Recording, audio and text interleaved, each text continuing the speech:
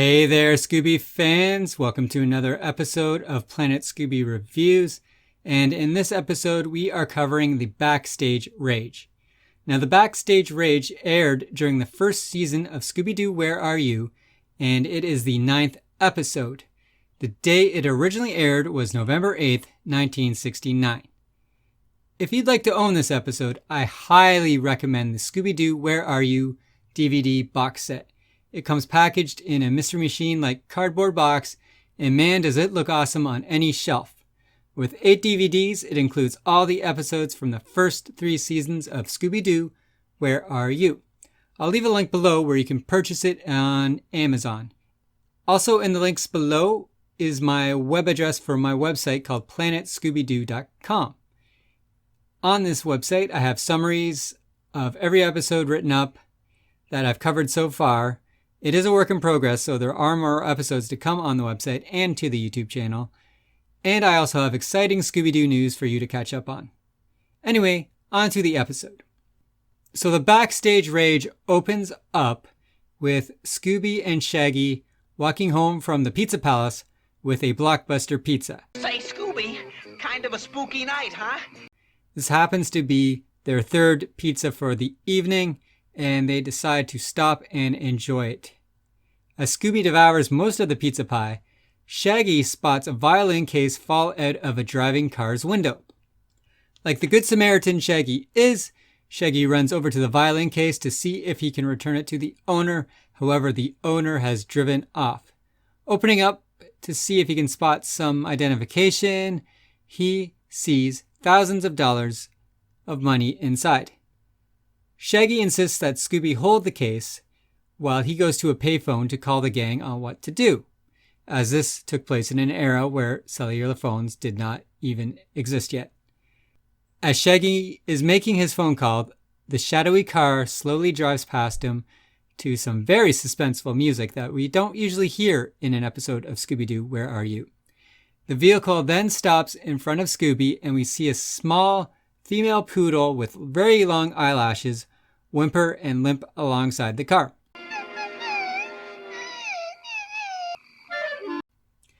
Distracted, Scooby puts down the violin case to assist the poodle, and at that point, the mysterious man nabs the violin case.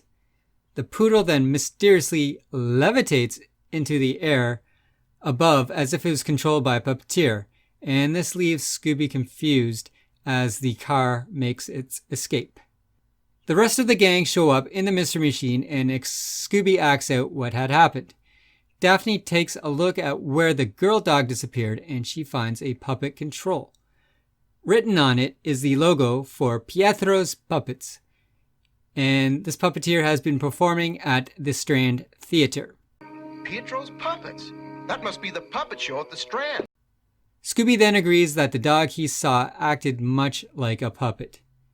The gang come to the conclusion that this is the work of counterfeiters, as apparently $20 bills that are fake have been circulating around the town they live.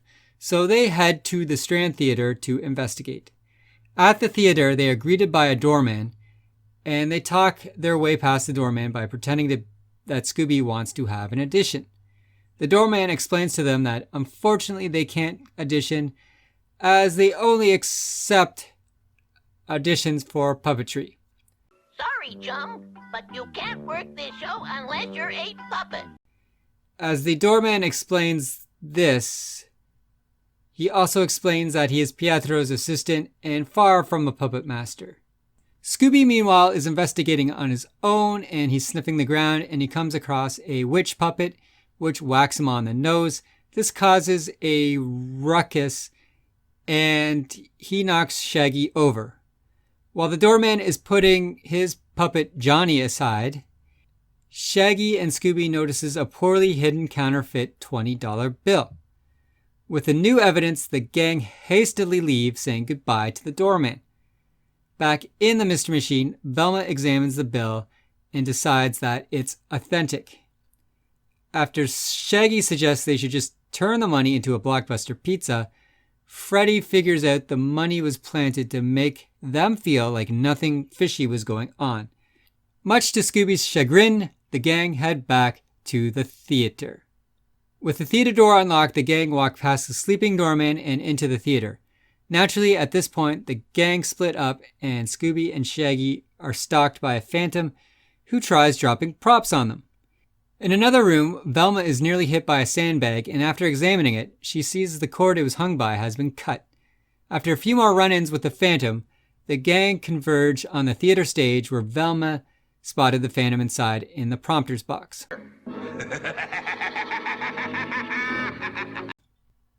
Daphne offers Scooby a Scooby snack and throws it in the prompter's box to trick Scooby inside. While Scooby is inside the prompter's box, he ducks down and spots a dozen more violin cases. The gang head down to investigate. Checking all the cases, they discover that they are all empty. Freddy just writes it off as a wild goose chase, but Daphne reminds him that they just saw a man in a black cape. Upon hearing organ music, the gang look out at the prompter's box and see the phantom playing the organ. By the time they get back on stage, the phantom has disappeared.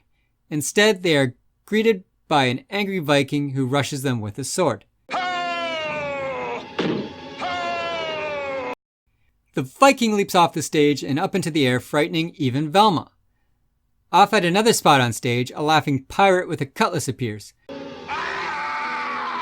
Just like the Viking, the pirate leaps up and off the stage and into the rafters. In his spot, the female dog Scooby saw roughly a half hour ago runs across the stage and Scooby takes chase. Scooby catches up with the dog and rips it away from the puppeteer, and then he returns the dog and drops it in front of the gang. They see that the pooch is stuffed with an engraving plate for the $20 bill they found earlier. Freddy decides that it's time to wake up the doorman and tell him what's going on. But when they try to wake him up, they realize that he too is just a puppet. Come on, wake up!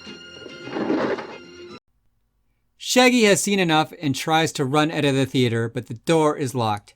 To make matters worse, a puppet hawk swoops down and steals the counterfeiting plate out of Velma's hand. With no more evidence and nowhere left to go, the gang return to the room underneath the stage to search for more clues. There they find a secret room inside a harp case with a printing press inside. They also find the phantom. You know my secret! Who chases the gang back on stage where they are again confronted by the pirate and the Viking. Velma figures out the pirate and the Viking are just puppets, and Scooby spots the phantom up in the rafters working the puppets where he's up on a catwalk. Scooby manages to get up on the catwalk and he corners the puppet master, and the puppet master falls off the catwalk and has to hang from a rope. Freddy cuts the rope and the puppet master falls into a drum where Shaggy chops him with an enormous tuba. The police are called and we can see the doorman, who's actually Mr. Pietro, in the back seat of the cruiser.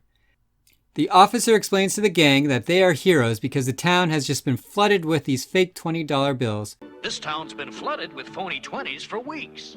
The gang explain that they were almost fooled by Mr. Pietro's doorman act, but they figure out the mystery just in time due to the Viking and the pirate puppets. Shaggy looks around for Scooby, and then they spot Scooby in a magician outfit being a hand. Overall, the Backstage Rage may be one of the creepiest Scooby-Doo episodes. It has the most continuous, scary kind of music, suspenseful music, and I kind of chop it up to like a Hitchcock film. Also, when the Puppet Master is chasing after the gang and yelling out, "You know my secret," it's kind of really frightening. I remember it frightening me as I was a young kid. There's less emphasis in this episode on comedy, and there's more emphasis on building suspense and mystery. And also the puppets themselves are kind of frightening too. In the decades since, we've seen a lot of creepy puppets in hit TV shows and movies like Goosebumps, the Puppet Master series, Dead Silence, Pin, which was released in 1988. It's a really cool Canadian low-budget movie, really awesome, worth checking out. And 1978's Magic, starring Anthony Hopkins. Often overlooked, this episode does not contain a classic villain. It's not the first villain who jumps to mind when you think of Scooby-Doo. But the Backstage Rage is very popular among Scooby-Doo purists. In 1998, the Cartoon Network had a vote where viewers could vote for their favorite episode, which would appear on a VHS tape called Scooby-Doo's Greatest Mysteries. Backstage Rage was one of the 4 episodes to make the cut, and the other 3 include A Clue for Scooby-Doo, Hassle in the Castle, and Jeepers, It's the Creeper. A few other interesting things about this episode are that this is the first time in the series where Freddy does not have a plan to trap the villain. Instead, they kind of capture him spontaneously. We're also seeing Scooby kind of not as much of a coward as he normally is. When the Puppet Master is up on the catwalk, Scooby is quite aggressive with him. There's also no unmasking. Instead, we just see Pietro in the back of a police cruiser. However, this is not the first episode where this happened.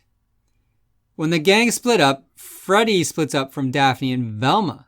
And this is the first time this has ever happened in this series. Usually the 3 of them split up together. Well, that wraps up another episode, Scooby fans. If you enjoyed it, please hit the like button and subscribe to see more episode summaries in the future.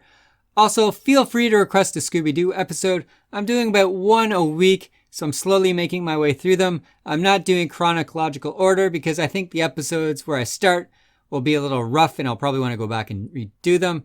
So I'm leaving those more popular episodes for when I'm kind of figured out how to make these videos a little better and more entertaining. I'm not taking Scooby-Doo movie requests at this moment as they are far too long for me to tackle. So Scooby-Doo episodes only, please, as your request. And until next week, stay magical.